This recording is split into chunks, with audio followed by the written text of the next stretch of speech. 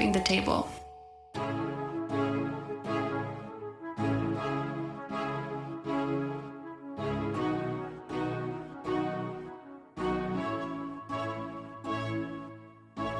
This is Michael, and it's Season 2 of Flipping the Table. This is a podcast featuring honest conversations about food, farming, and the future. I do this because I'm inspired by all the people you will hear. Some of them I've known for decades, and others I've just met. But each of them are creating the knowledge, the food enterprises, farms, and ranches that will make for a future that works better for us all.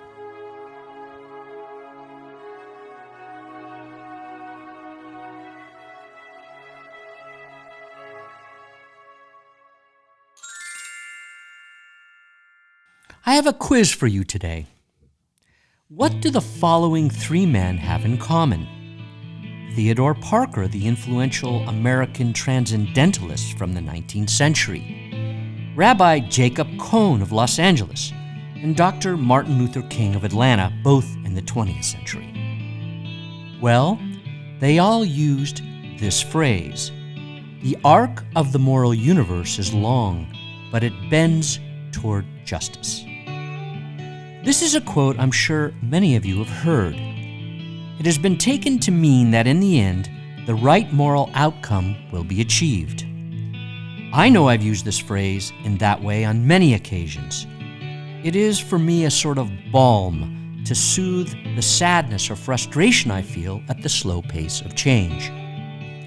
But as I recently learned from a 2017 piece by Matt Lewis, a senior columnist at the Daily Beast, Dr. King's famous quote has been cut short, and the full statement not often heard. And that full statement is much more reality-based. He actually said, and I quote, "Evil may so shape events that Caesar will occupy a palace and Christ a cross. But that same Christ will rise up and split history into AD and BC, so that even the life of Caesar must be dated by his name. Yes, the arc of the moral universe is long, but it bends toward justice." End quote. It's important to note that the split between BC and AD did not occur until 525 AD, over half a millennium after Rome and the Pharisees executed Jesus. In essence, Dr. King says, brute power, or the conventional paradigm, may win out for a very long time before the good or the new prevails.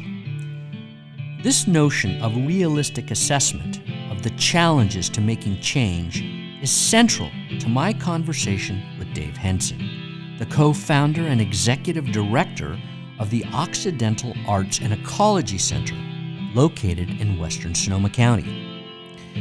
This center is dedicated to making change, to empowering change makers, and providing a living model of a more just, emotionally and culturally competent, and ecologically responsible human community. It's both an intentional community and a change lab where ecologists, artists, and advocates gather to study, train, envision, and plan a brighter future. Dave is the most experienced, educated, and influential movement strategist I have come to know in the last 20 years. In my world, the Occidental Arts and Ecology Center is seen as a seed source for cultivating the growth of a future world that places humans in right relationship to one another and the natural world. Its 34 staff members and guest instructors have lifted the skill set and visions of thousands of people around the world. Few, perhaps none of those 34, have touched more people than Dave himself. Our conversation centers on his journey, his facilitative leadership, and his vision of what lay ahead for the food movement. Dave is crystal clear as a communicator, realistic, even pessimistic as a strategist, but full of heart and faith in the great human experiment of which we are all a part. I hope you'll be both informed and inspired by my conversation with Dave Henson.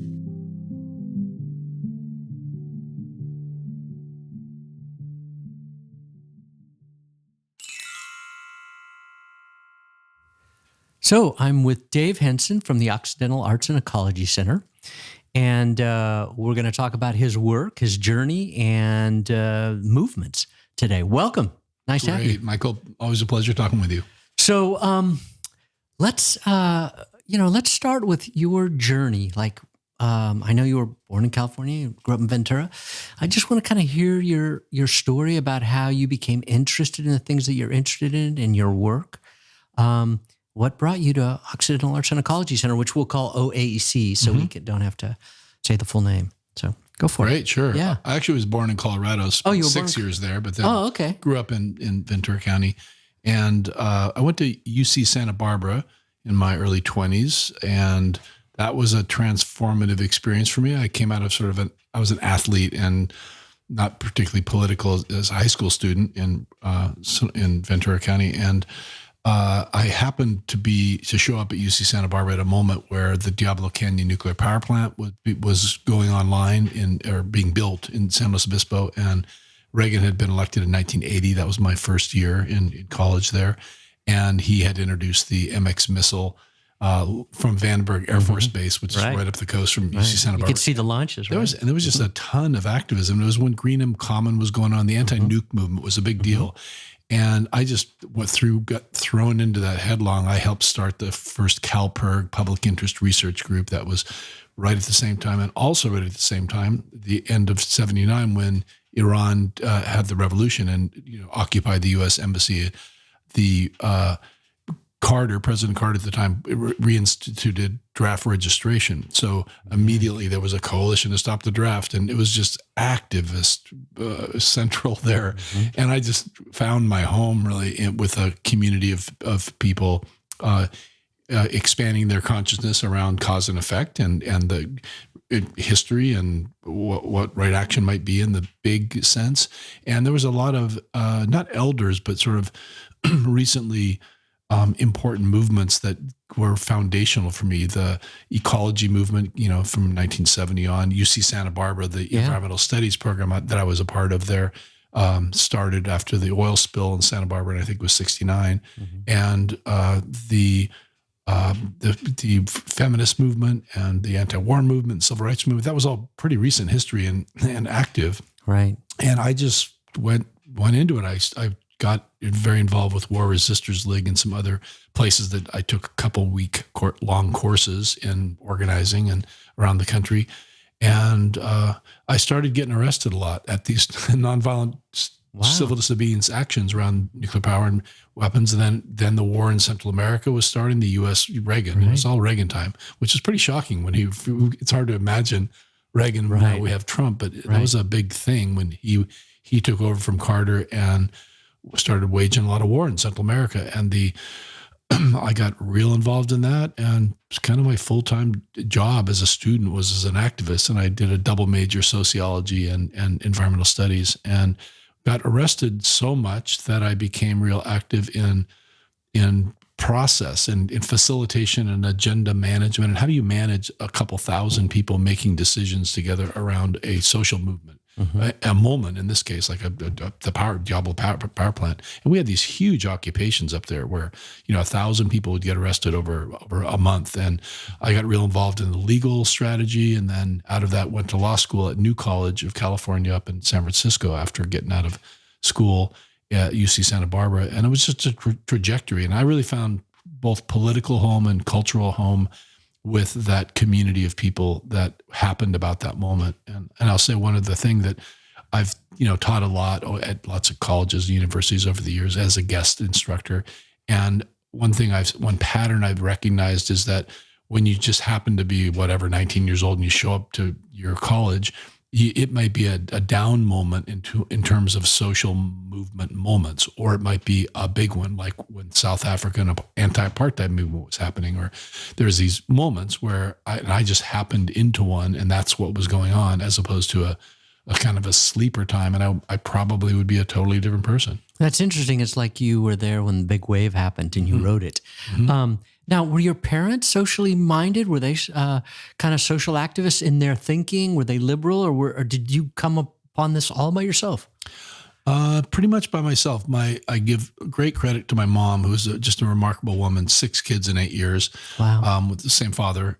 And she taught me like a level of empathy and sort of like just be loving and caring. Do good, be good. That's the whole thing. And one of the things she taught me that I try to use and be this is treat other people as they aspire to be, not who they are in their worst moment. And that's a tonic that helps me every day, because I've made a bunch of mistakes, and we all do. And it's the temptation is to remember your worst moment and be careful about that person because they blah, blah, blah 8 years ago, as opposed to you, Michael. I see you, and I know all the things you aspire to be, and I should treat you who you want to be in your best. And that's going to help drag you forward. And so there was a lot of that kind of deep loving culture. My dad was a conservative, not because he was ideological. It was just his era almost. He was economically conservative and struggled to raise 6 kids who were partying in the 70s and just way beyond his capacity to organize and or manage. So he taught me a good ethic, but neither of them were at all political. And what did they think of your path? My dad didn't like it at all. I remember him cursing under his breath once when I was on my way to Nicaragua in 1983 for a 4-month stay to like check out the Sandinista revolution. Wow. And I had been really active in, anti-imperialist organizing, because the war in Central America that Reagan ran was criminal, and it was a horrible thing. And he said, I knew you should have went to Berkeley. And I didn't even understand that, but he knew that Berkeley was the radical school and UC Santa Barbara wasn't supposed to. So he was tracking that. And he cried that night when I left to go to the border, because he was afraid for me, because he thought I could get hurt, and that's love. And he also was just, he supported me in soft ways. And, but otherwise, another time when 2 of my brothers were resisting draft registration, he threatened me physically if I kept at trying to convince his other kids to not do that. But it was kind of desperate. He didn't know how to manage that. And I have a lot of empathy for him and his generation without a lot of leaders or other people to see another way to parent and be as a father, a white father in suburban America. Right. Yeah. It is interesting about not the sophistication that has kind of emerged over the last few decades around how to deal with those things. I guess it's really experience, right? There's been more action, and that's probably impacted parents thinking about how to deal with those things. So you went to law school, and you were working in San Francisco. I think I remember the story, right? You were a waiter and doing some work, and then how did you get to OAEC? Well, I was in San Francisco doing law school, and I went 2.5 years, then I left. I bailed because I went to law school to do defense of necessity and Nuremberg principles defense for nonviolent civil disobedience around the movements that I had grown up in. And Reagan's second term and the lockdown of the Supreme Court, that era's lockdown, I saw the pathway of the judicial system as not a contestable space for the things I was interested in. And law school was great for me, but I don't want to be a lawyer necessarily. So I left, and I also I co-founded a group called Environmental Project on Central America. EPICA was the acronym in 85. And so I was doing that parallel to going to law school, and it really took off. We were one of the first projects of Earth Island Institute, and Dave Brower, famous of the Sierra Club. Then he founded Friends of the Earth and ran that for almost 2 decades. And then he got thrown out of Friends of the Earth like he was thrown out of Sierra Club for some principal disagreements. And he was also an intense guy. He started Earth Island Institute, and we had just set up shop with this EPICA group, Environmental Project on Central America, at Friends of the Earth under his care. David Brower was one of the great visionaries who understood to support young people and their passionate visions, even with their many mistakes. They're not wise yet, but they got all the energy and fresh ideas. He took us under his wing like he's done over and over and over again for so many decades. And we went with him to form Earth Island along with Rainforest Action Network, which was just starting, and International Rivers Network, which was just starting. So the 3 projects of ours started Earth Island Institute.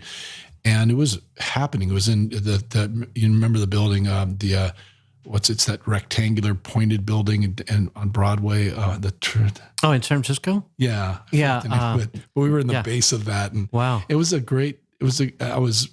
And we started raising money from foundations, and we hired staff. We were up to about 5 or 6 staff, and law school was making less sense for me. So I left that, and I was spending a lot of time in El Salvador and Guatemala and Honduras and Nicaragua doing really good work. Our goal was to move the environmental movement in the U.S. to an anti-war posture. If you care about the rainforest, you care about the species, you've got to care about the agricultural imperialism that's going on for bananas and coffee and sugar extraction, and this war that's being ran by the United States for resource extraction in these banana republic governments. Mm-hmm. And that was a really good project. We did great work until the end of the 80s, just about 1990, when the peace accords started to happen in El Salvador and Guatemala. It was a really good thing. Mm-hmm. Nicaragua had stabilized at that point after the revolution in 79.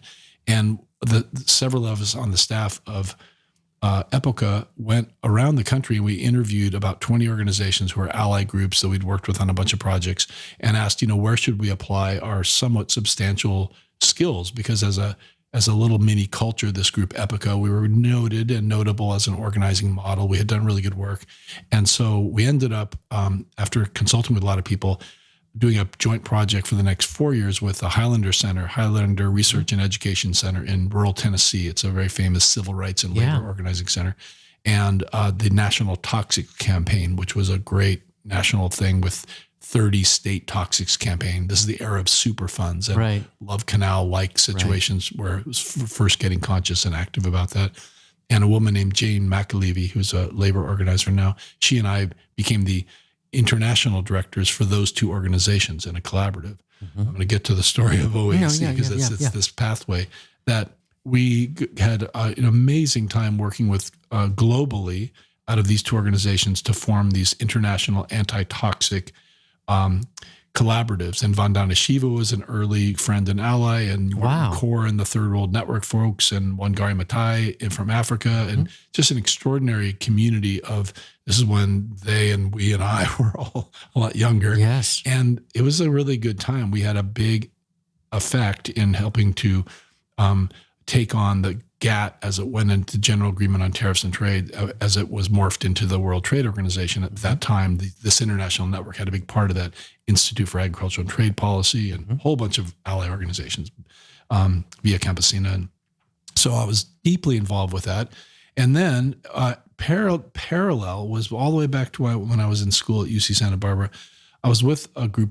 Out of that culture came a group of friends, about 30 of us, who every winter and summer solstice for the previous 15 years, after college to up to about 1990 and a couple, we would get together and camp somewhere and then dream the dream of living together and doing a cultural center, an art center, activist center, sort of step up our capacity and influence, or effect rather. Mm-hmm. And I was at a funding meeting in Sonoma County with the CS Fund. I remember the CS Fund, yeah. And they had just bought the old Farallones Institute, where OAEC is now, and we took a walk up there, and I thought, this is the place we've been looking for.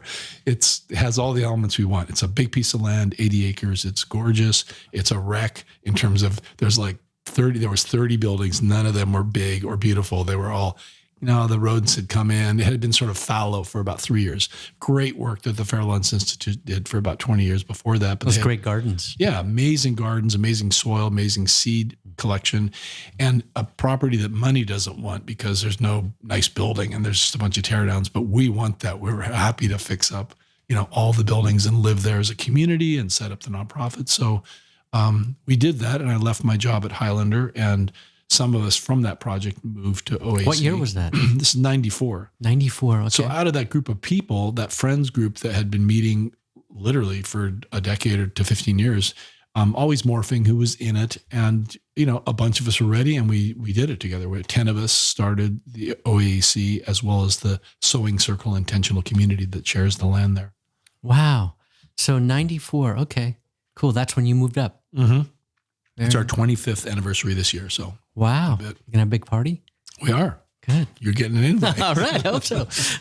Well, that's interesting. So it was a long-held dream, but there was a long period of kind of experience that allowed you really to pull it off. The organizing particularly, right? And the visioning of what you would be focused on. So why don't you describe what Occidental Arts and Ecology Center is? Sure. And what you just said is spot on, that not just me, but several of us had been doing nonprofits and budgets and fundraising and organizing and group process, very importantly, for many years. And we were able to step up and make an offer on the property to the folks that were selling it. And they weren't just selling it to anybody. They were wanting the land to be cared for. And there was 250 offers and they picked ours. Same amount of money, but a lot more friendly terms. We didn't have any cash. It was all, it's a long story how we financed it, but we were able to put together a 1, 3, and 5 year plan, basically a business plan, but a business plan for a farm and a center that would actually work and not just become a private place. So that, I think you're right. It was our experience in all these social movement and cultural projects that we had been doing that let us be the ones the seller said, these folks have a good shot at capacity. Yeah. And we did pull it off. It was a good thing. But Arts and Ecology Center, what we are is remarkably pretty much what we imagined 25 years ago. I think I and the other founders who are still around, we all think that. I mean, generally 90% of it looks like we dreamed, and that's special in its way. What it is a combination of an intentional community. We use that phrase. We're about 25, 30 people at any given point who live there. Some families, some individuals, some interns with us, some staff, a core group that is an LLC is the format. We own the land collectively, and we each have our own homes. There's 8 homes there, and then some intern cabins.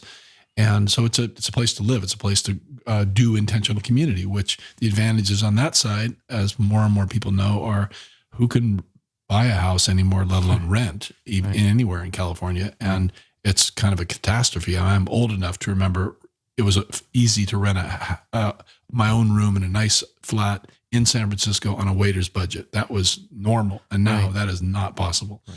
And so aggregating our debt and anybody's meager revenue to buy land together is a special thing. And then to share food and share a shop and share child rearing and share gardening and all those things. I think many of us dream of that as like, oh, that'd be a cool life. And it's hard. It's really difficult. And we've made a practice out of figuring out not only how to do it, but also how to reveal the pathway there for lots of other groups. That's been a big thread in our 25 years. You mean teaching others how to do it? Yeah. We've for years done these starting and sustaining intentional communities courses, many dozens of them, 5-day courses for folks who want to get a farm, start a farm together, start a healing center, or just live together. And that kind of a workshop then happens through the Arts and Ecology Center, which is a 501c3 nonprofit. And we founded the intentional community as well as the nonprofit at the same time, with the idea that instead of us buying land together and then all having to go out and get a job and leave and come home at night, we want to sort of merge life and work like our ancestors have all done, no matter where you're from. You kind of live in a clan somewhere, and you share labor to a much more degree than this individualized, privatized, North American system we have, which is fine, but we crave to collaborate more in a communal way. And so we're not blood, none of us are related. But we've figured out how to live together and then do economy together. And economy from the Greek is management of home as opposed to cash or payment. And our economy is the nonprofit where we were able to then, we have always ran a plant nursery. We make $100,000 or so a year in plant sales. We do workshops and a couple $100,000 in revenue. We do lots of retreats. Like right now at the center today, the Asian Pacific Environmental Network, APEN, is there for the 20th time in 25 years. And they pay a nice fee to do their 30-person staff retreat, and we host them and facilitate if they need it, give workshops. And so that all that revenue for the Arts and Ecology Center, including donations and foundation revenue, that subsidizes not subsidized. It basically pays for a bunch of jobs there. So I live there in the community. I'm also the executive director of the Arts and Ecology Center. I make a wage, and I'm able to live at home and work at home and integrate my life and work. And some of the other folks in the community work offsite. A lot of people come to work to OAEC who live offsite. So it's this interesting collaboratory of living community, working community, and then a bigger concentric circle of folks. Yeah, and there, I mean, many of your colleagues and partners in the land have, like you, established a well-known kind of careers in different forms. Adam's an artist, and Brock is like a scientist and a water expert, ecologist. So it's very nice how all of you have kind of taken the platform, the place, and it's like a canvas in a way for your different skills and interests, and it's attracted people from all around the world now. I mean, people come from all over, right? Yeah, we have, it's 5,000 to 10,000 people roll through there a year. It's incredible. Today, if I listed the tours and the groups and the Nicaraguans and Mexican coffee growers that came through, and I gave a tour before coming over here. It's just amazing, and it's relentless on the one hand, but what a privilege to be able to host and talk story and learn in a place that's really beautiful, and it's a garden of demonstration projects. We have a couple hundred things. You walk anywhere and you can turn around and say, "Okay, look at this. Here's an approach to how to manage soil or water or fruit tree diversity or forest management, watershed, and natural building, and really importantly, governance and economy and conflict resolution. The things the ecosystem tools that are less appreciated, but actually are the things that stop so many of our aspirations from being realized, are the people, the way we manage ourselves in realizing our goals and vision. We got that early and sort of came I was going to say, an emotional competency to be in an intentional community, it would seem to me, not having lived in one, but just having read a lot about in history, intentional communities, but also watching you all. I mean, you got to develop emotional competency in order to actually resolve the conflicts, because we're human and we're all flawed in certain ways, and we have our peccadillos and all that. And so we're going to have problems with people. Right. And so managing that for 25 years is quite a testament to the emotional competency of the partners. Yeah, and it's really, I mean, we've learned that to some degree it's a personal skill set of a certain set of people. But we're no more or less extraordinary than any other random group of folks, actually. It's more that we've built a culture and a process without fetishizing process, because that's its own catastrophe, right?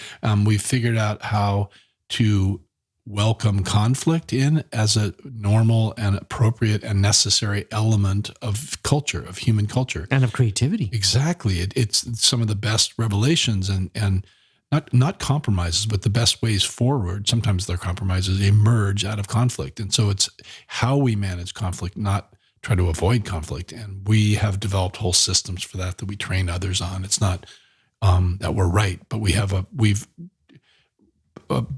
built on the pathways of others, as we do with everything, and then developed our own version that fits this culture in central Northern California. This is Michael. I just wanted to say how thrilled I am and excited that you're listening to Flipping the Table. These are the kinds of conversations I've wanted to share with people for a decade or more. So please like us, share with your friends, write a review, and subscribe.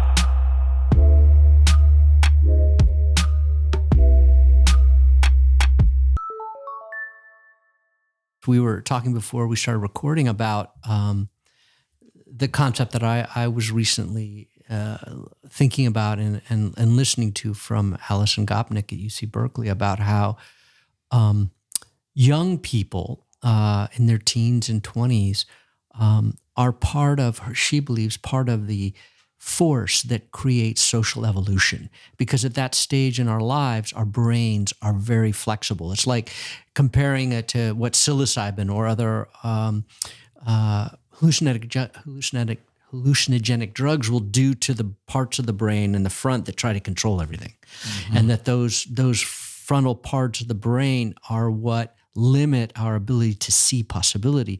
And when you're a very small child up to 5, or when you're a teenager in your early 20s, you get that openness. And those are the folks who make the change and create the conflicts that become these creative forces for something new. So I'm very interested in talking to you because I know, having seen you through the years, of how many different movements you've been part of organizing and facilitating their development. So you have a perspective. We came to know each other through the food movement and the effort to change the agricultural system and the food system. So I'm very curious about 2 things. One is, if you were to take the temperature of the food movement, the agricultural sustainability movement, regenerative agriculture movement, what's the temperature of that? And the second piece is really that I want to get into after that is all these social movements that are out there that are moving towards this idea of being in right relationship to nature and to the diversity of human cultures. Mm-hmm. How are they aligning? Are they aligning? Is there power to be derived from bringing them together? Mm-hmm. Those are what I'm interested in, because creating change is difficult. Right. Great questions. Let me take them up from this starting point. I think if asked, what am I doing? What are you doing, Dave? My answer, I think, is I'm scanning for pattern in the human project for how humans in different cultural contexts at different places manage to address complex problems. Mm-hmm. And I've had the privilege to work in 45, 50 countries, and I've spent a lot of time in Latin America, a fair amount of time in Eastern Europe, increasingly time in Africa, and then lots everywhere else. And it's a privilege, to be able to, it's almost magic in recent century to be able to fly to all these places. I mean, I'm broke and I've been all those places and gotten to collaborate in every case by invitation with some project. It's not just tourism, And the pattern I see is related to the question about the state of the agroecological movement and food system movement in California and the U.S. What the pattern I see, and also related to your question about youth, is that especially more intact cultures, elders play a much clearer role in social movement culture. And I'm going to give an example just to start. I was just last week facilitating an annual food movement gathering in Hawaii. I've done it 18 years straight. And it's folks from each island who are working against pesticides and GMOs. It's kind of ground zero for GMO seed growing. People dealing with for sustainable agriculture and a more food food security system in these islands that have 4 to 6 days of food at any one day on the islands to serve that many people, and all the questions around that, including Native Hawaiian culture and sovereignty questions. And there's a big struggle about the telescope being built up on Mauna Kea right now, and the couple of the native elders were talking about how the action went up there. And they said something really interesting, that the youth, the young guys that they say, but I think this was gender inclusive, they're fiery. They're ready to fight. This is like sticking a needle in your God's eye kind of thing. That's the Native Hawaiian perspective of these folks. And they're literally ready to fight. And the police are up there. They're about to move them off the road. But the elders, and if you're over 70 in this community of folks, they are the deciders. And all the young bucks who you cannot control on the streets of Cleveland or New Orleans or wherever, they're not controlled, but they're so integrated into a cultural practice and narrative that when the elders say, sit down, all 1,000 of the young warriors sit down.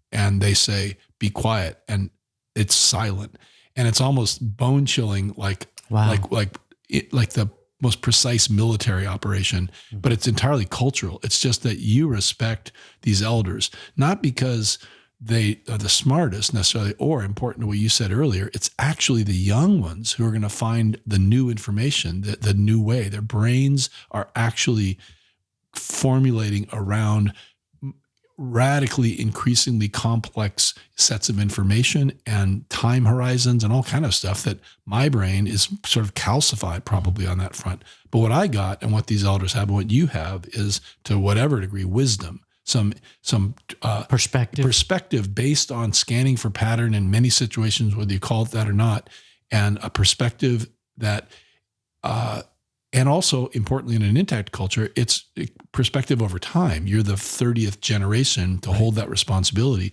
and there's power and knowledge in that. So the youth, you want that fresh, burning edge, that new soil, that new growth, and at the same time, you want the old growth. You want the intact forest to really be in charge of things.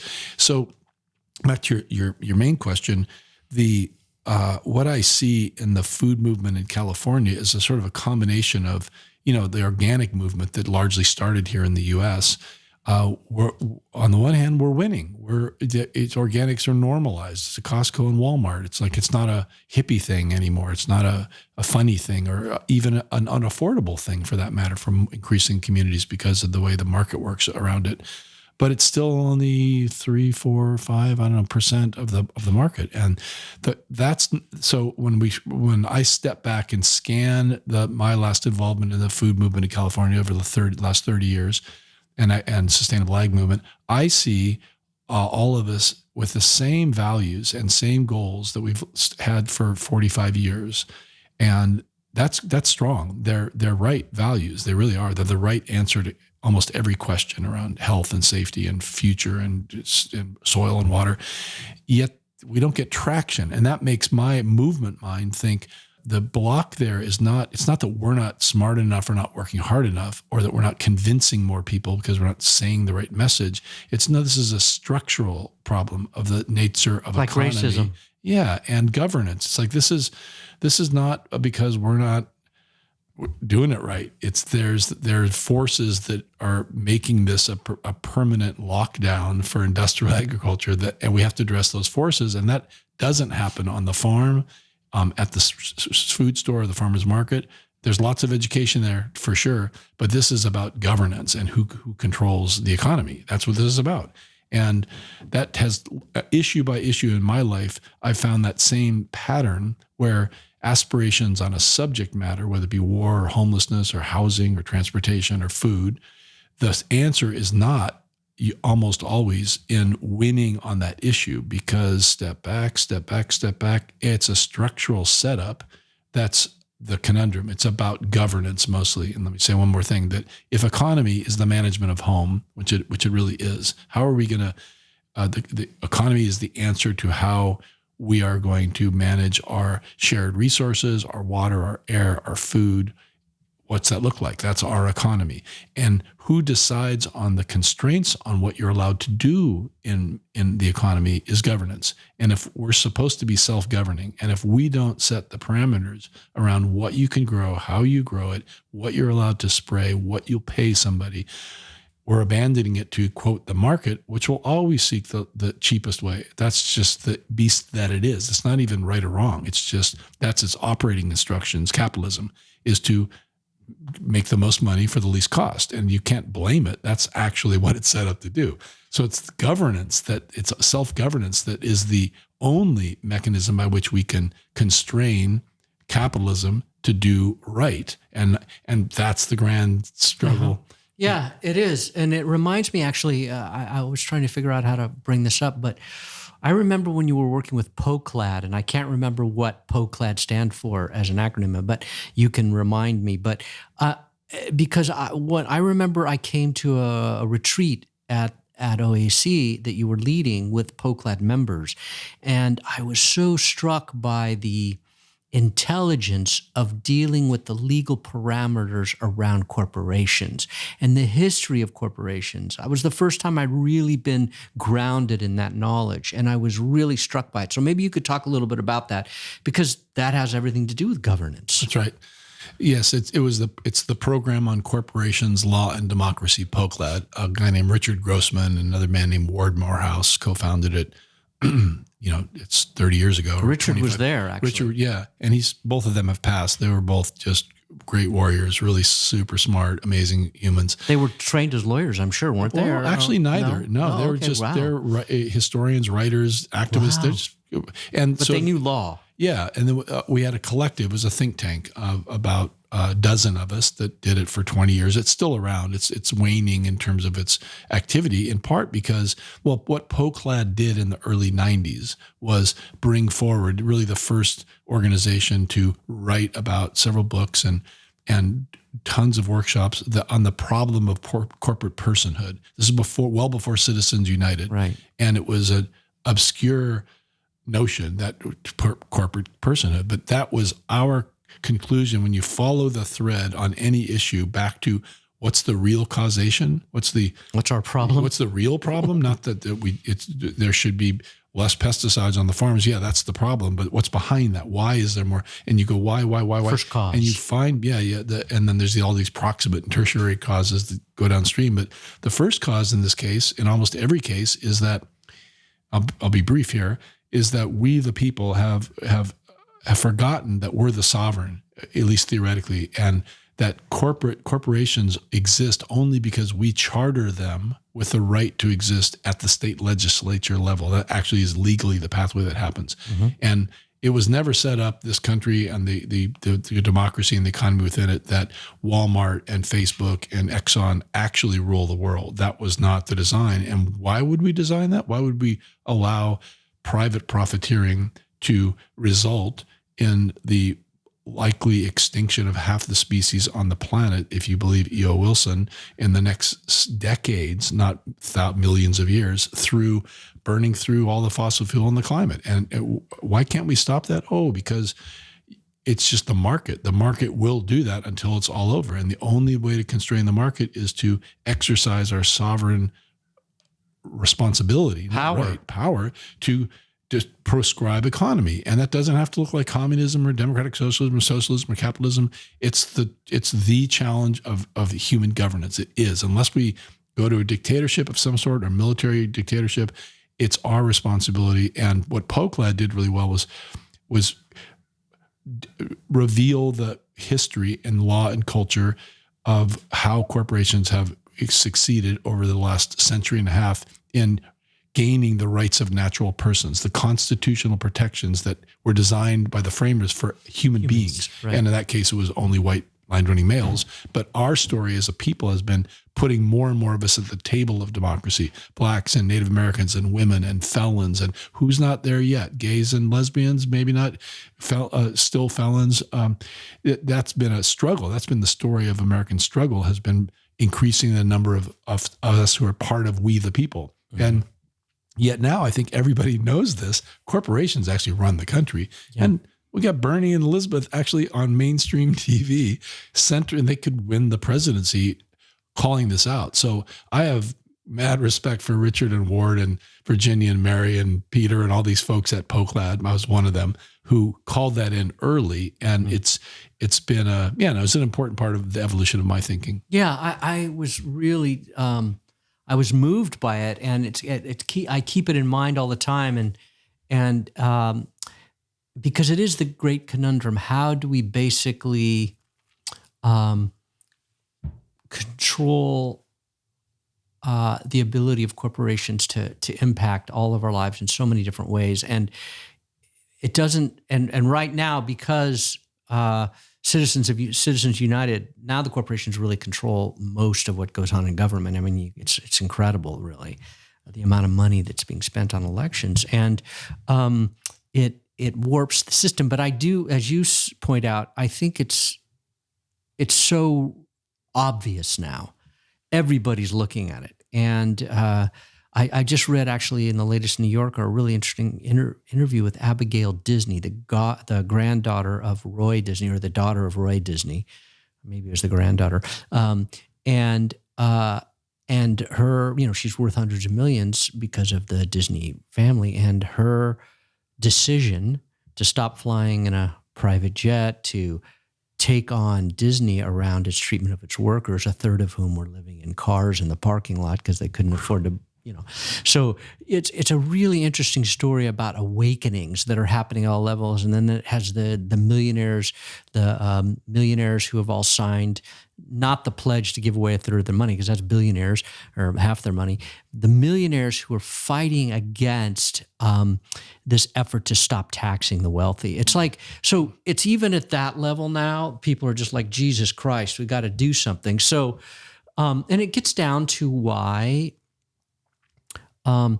we don't subsidize the right things in the ag and food system, right? We're subsidizing the wrong things because of that ability for the corporations who are benefiting from the current system to hold it in place. So, given that fact about the power of corporations and the clarity on the problem, how is that going to be overcome? Right. Given your perspective on the different movements, and going back to what I asked, is there a convergence of movements that will give us the political power to, in a sense, improve the law, to make human beings, rather than profits, the most important criteria for decision making? Right. Great. That's the question.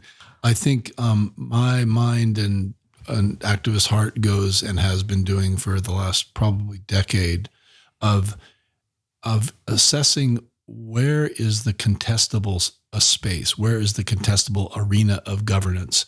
And because we could get at answering your question about what way forward for the food movement, for example, through so many pathways. We sue up to the Supreme Court. We start a farmer's market. We go for the governors to make a declaration, and we try to make Safeway do something right.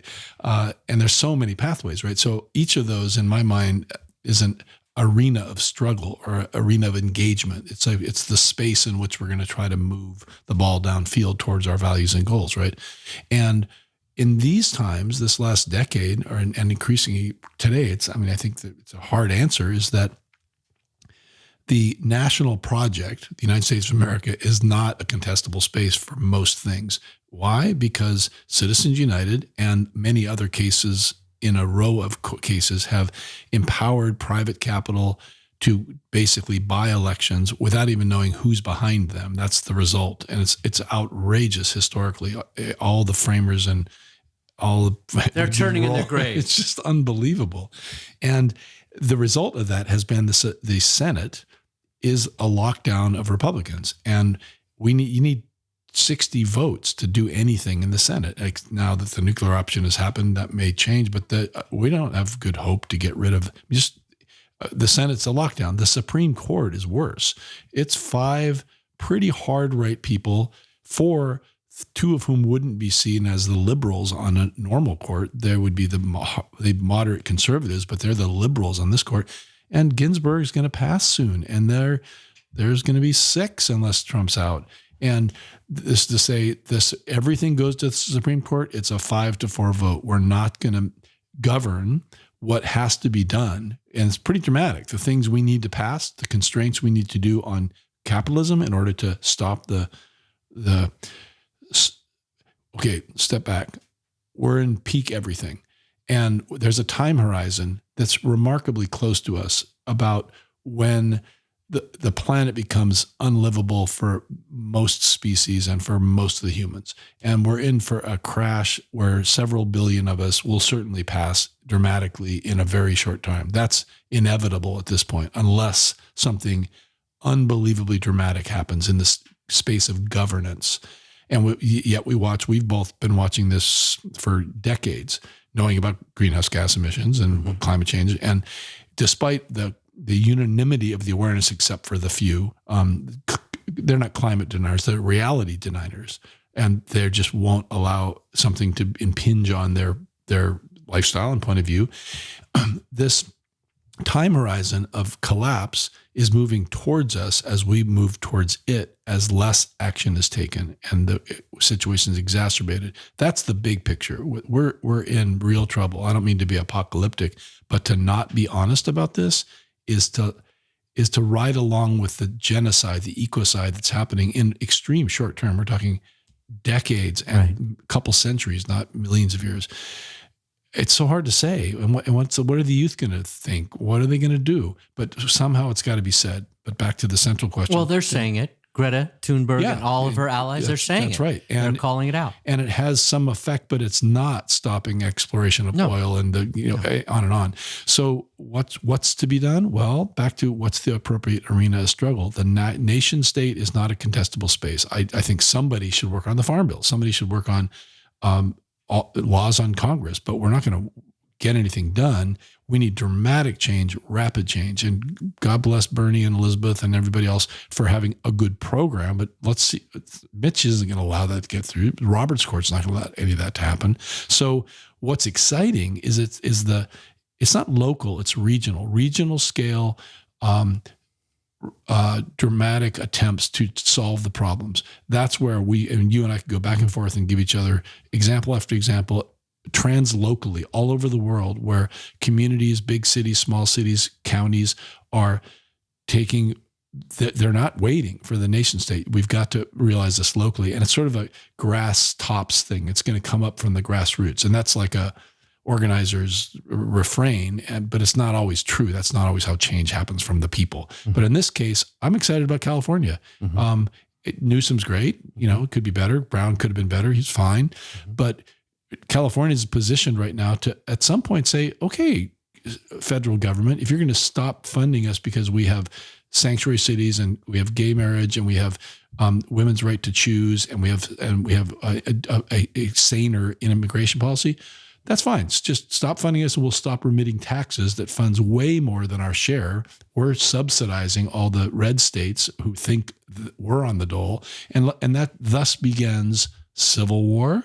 I think that's the pathway we're getting towards, actually, because when cities and counties and states start to implement the bold action that needs to happen, it's going to run smack into the Supreme Court. And the Supreme Court's going to overrule it.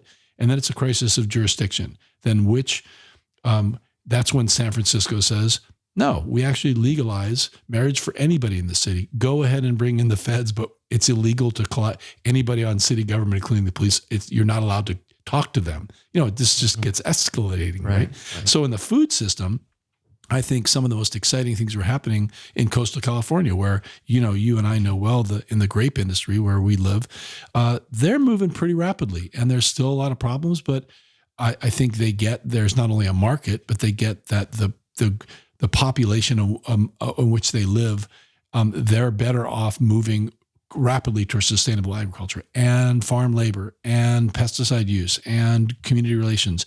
And how's the Central Valley going to go? You know as much or more, a lot more than I do about this, but I think it's going to be California doing bold moves that we can't wait for the Farm Bill. The Farm Bill will never do it, or not in this era. So I'm excited about community-based and regional solutions that are really provocative. And let's take risks.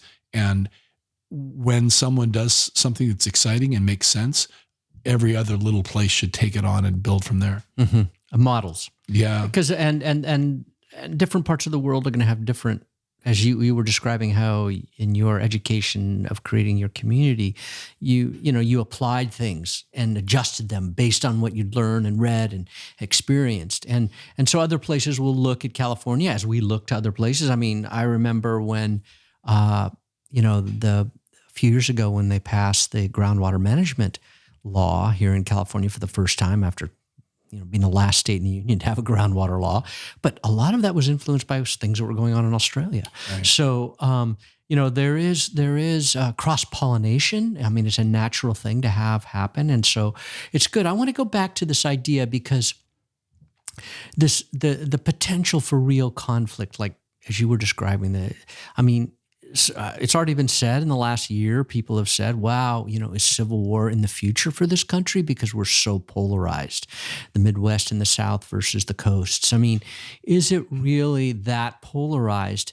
I'm a student of history as well, and I think about that, and I think it's within the realm of possibility. But there's another part of me that feels that maybe we won't have to repeat at that level. In a way, there's kind of a civil war going on right now anyway. We're killing each other with guns in different communities. I mean, I've noticed in this, and Patrick, who's sitting here producing this right now, how many times do we hear gunshots in this neighborhood now? I mean, yeah, I mean, last night I heard a bunch last night, and it's just incredible. It didn't used to be that way. There's guns everywhere. So, in a certain way, it's already begun. People are outraged and enraged and acting out in all kinds of crazy ways. Kids are committing suicide at unbelievable levels. So there's something deep going on. My hope is it doesn't have to become a civil war. I could see if the economy goes to shit, as many people feel it will eventually, because it always does, at the same time as we're having huge physical extreme weather events, maybe it'd be more like the Roman Empire, where it just kind of starts to fall apart. People decide, the Fed government decides it can't deal with the West, or it can't deal with something. I mean, because although sometimes it seems like extreme events like the Civil War were needed, they're also fucking costly. Oh, well, I think the causation of when civil war happens, I think it's an ecological process, not so much of a human choice. Sometimes it's a human choice. It's about what people did or didn't do. But I've had the opportunity and problem of seeing and working in Eastern Congo and Rwanda and El Salvador and Guatemala and Nicaragua and in Indonesia and all the states of the former Yugoslavia, and have seen and talked to lots of people to try to understand, again, scan for pattern of when all hell broke loose here in Rwanda, why and what were the elements, and then on the back end, how did South Africa pull out, or El Salvador or Rwanda, and how did Eastern Congo not?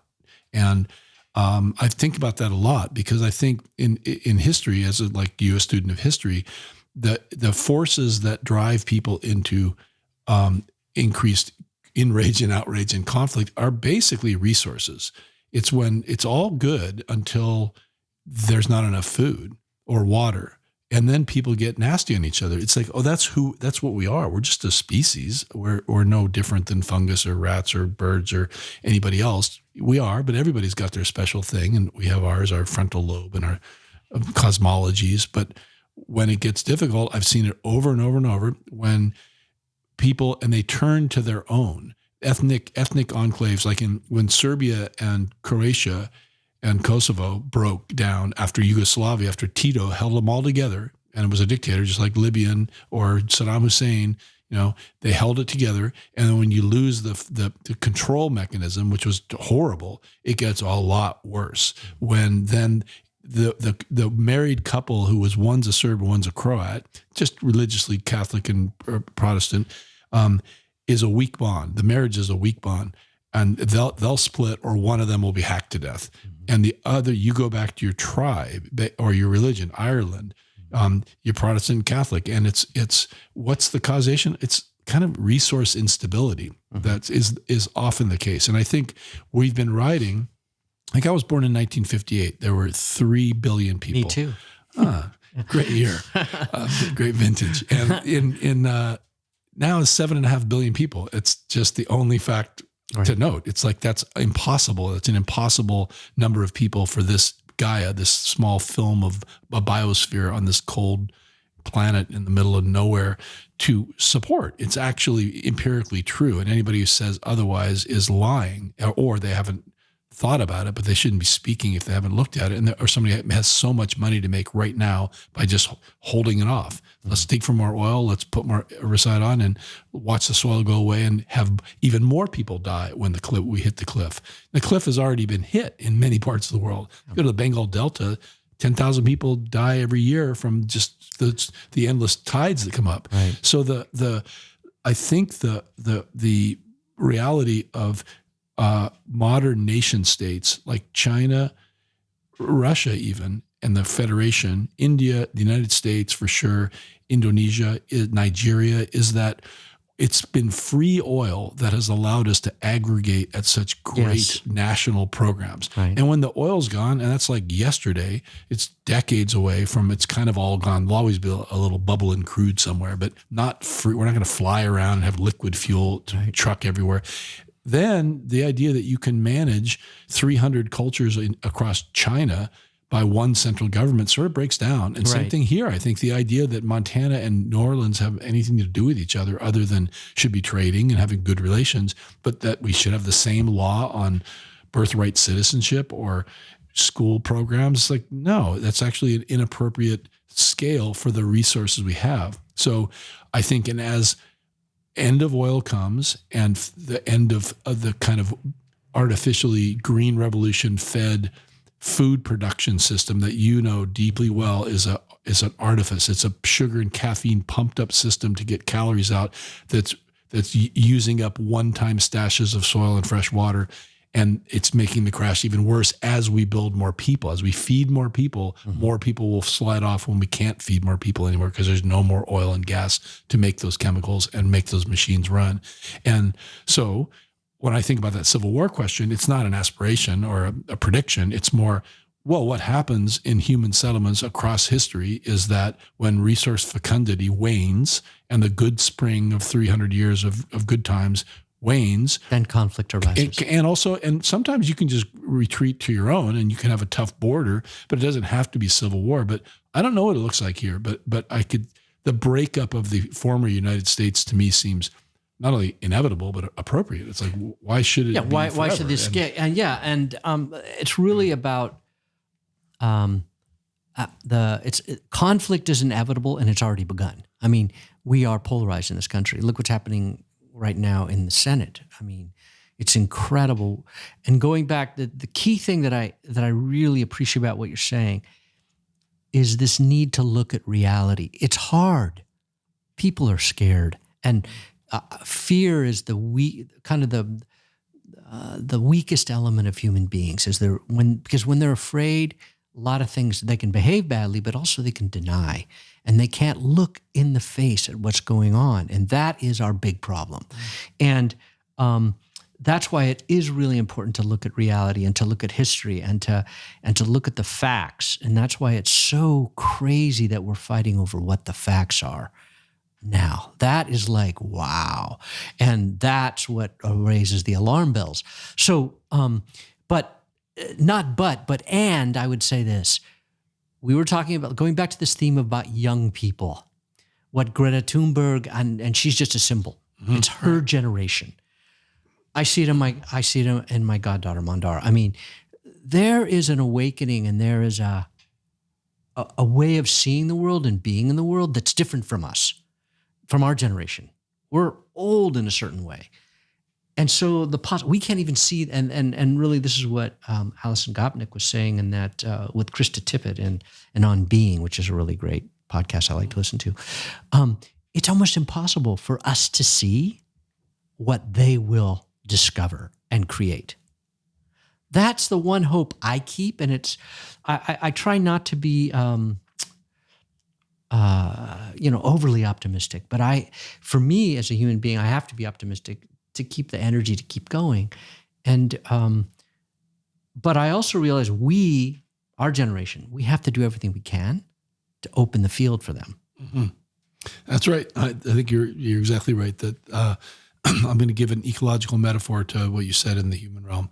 That I was in Hawaii last week working with this group, and on Kauai, up towards the North Shore of Honolulu, there was a storm a couple years ago that blew out the road, and you couldn't get to the end of the road, basically up by the Nepali coast. Yeah, it's beautiful up there. Yeah, it's gorgeous. Yeah. And basically you couldn't get there. And they wouldn't let even locals go for months, and then opened it up one lane for locals because the road had slid out so many places. And there's a hyena up there, the beach. It's a beautiful beach. It used to be a community living there. That's right. Intentional community. And there is there's reef out there, and people snorkel. I've been out there a bunch over the years, and when they closed the road, only for several months, I was with these marine biologists who research up there. They said the fish, the restoration of that reef system was unimaginable. The amount of fish that came back, like where did they come from?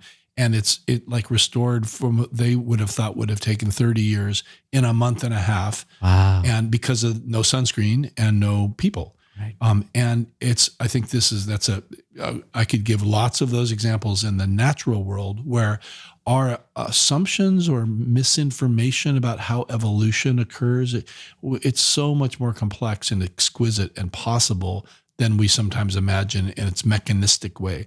And similarly, in the human realm, I'm going to give an example of a movement I'm working with. I work with the Break Free from Plastic movement. It's a giant global movement. It's incredible. I'm a facilitator and strategic advisor, and I get to facilitate all over the world and all over the U.S. And what's super exciting about it is there are hundreds or thousands of organizations all over the world, all over Asia, is its strongest, and they're led by young people because it's a hopeful front. It's like, who wants plastic? I do. I need it for my syringe, or I need it for my, my straw. Well, no, but the syringe is. I mean, I see. didn't mean that. Meaning, okay, yeah. There's a great plastic. There's very few things you need. Exactly, but do I need the clamshell at Whole Foods for sushi that I'm going to eat in 2 minutes, and then it lasts for 1,000 years at the bottom of the ocean? And it was a single use. It's ridiculous. You could have just wrapped it in a paper towel, and I would have been fine. And I literally or a banana leaf. Yeah, a banana leaf when we go there. And what's hopeful is to watch a social movement formation around a emergent problem. So half the plastic in the world was made since 2005, and the industry plan is to make 4 more times plastic by the year 2030. It's to just quadruple down on the plastic terrorism, fully aware that it's just pulling the time horizon of peak everything and the collapse towards us because of its oil base and its the greenhouse gases it takes to make, and then the toxicity in the environment that it releases. It's just crazy. Yeah. But that's what capitalism will do unless we say, no, you don't get to do that. You can't just because you want to make a new plastic thing doesn't mean you can. Right. That would be a different kind of governance. Right now, that's anathema to the idea of a free market. It's like, well, we've got to get over that. We have to start disallowing the things that are wrecking the possibility of life on the planet. And that's what these kids are doing? Well, it's amazing. I mean, I facilitated a meeting in Thailand a couple of months ago, and it was representatives from 120 organizations all over the world. And these organizations are representing a whole bunch of organizations back in their home country, from Sri Lanka and everywhere. It's amazing. And they're all young, and they're hopeful. And I watch how they think about moving their program forward. And I've got a head full of social movement like strategies and tricks. And they're inventing stuff on the fly, especially in the realm of social media, but not just that is really fresh. And then I keep thinking, oh, this is the deal. Like I have a 16-year-old son, and I tell him this, but I think about this with all these young folks. It's like, you're the seed that the elders now literally put out to go forward in time, downstream in the time flow, and with a fresh set of genetics that has, as you said, has these several times in life and the rest all of life to absorb new patterns and new inputs and come out with different strategies and conclusions than I could even have imagined or back with less information or can imagine now because of the kind of calcification of how I think of things. And I'm wise and smart and all these things, so I'm really helpful, but I'm not the one to come up with the fresh idea. And I see it over and over in young people. It's like, oh, right. And that, like you said, that actually gives me hope. Not that, oh, we're good, but there's an ecologically evolved way in which crisis moments in any kind of ecosystem has built-in resilience and genius, and it's even within the mutation aspect of evolution. Right. Life just doesn't go, oh well, we fucked it up. Time to call it off. No, that's constantly when it puts evolve. out. That's when it puts tons out of seeds. It's exactly. It's diversity of seed, and somebody's going to come up with something, and that's hopeful. And I still think we're in for collapse. I don't think that's avoidable, but there'll be plenty of humans left. That's not the problem. I just.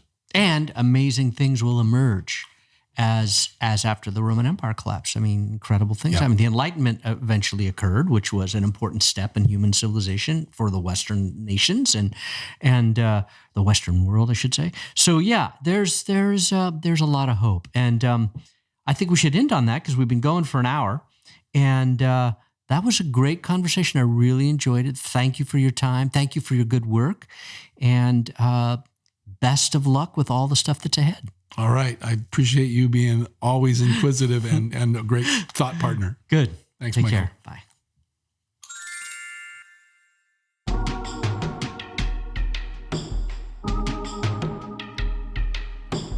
Hey, this is Michael.